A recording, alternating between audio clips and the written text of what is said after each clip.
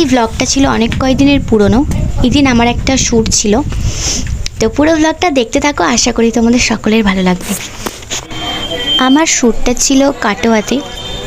তো এই দেখো আমি কাটোয়া চলে এসেছি, নেমে গেছি বাস স্ট্যান্ডে। এরপর আমি গেলাম একটা ফুলের দোকানে। বাড়িতে পুজোর জন্য কিছু ফুল কেনার ছিল আমার। পুজোর ফুল কেনা হয়ে গেছে, এবার আমি আসলাম একটু পার্লারে, আইব্রো প্লাক করার আছে। তো আমি যখনই আসি, আমি এই পার্লারে আসি কাটোয়াতে আইব্রো প্লাক করতে। আর এই যে দেখছো রাধাদি, এত ভালো না, ভীষণই ভালো, এত ভালো ব্যবহার, ভীষণ খুশি হয়ে যায় দিদির কাছে এসে। আইব্রো কমপ্লিট হয়ে গেছে করা। আমি এখন টোটো ধরে নিয়েছি, এখান থেকে সোজা যাব মেকআপ আর্টিস্টের বাড়ি।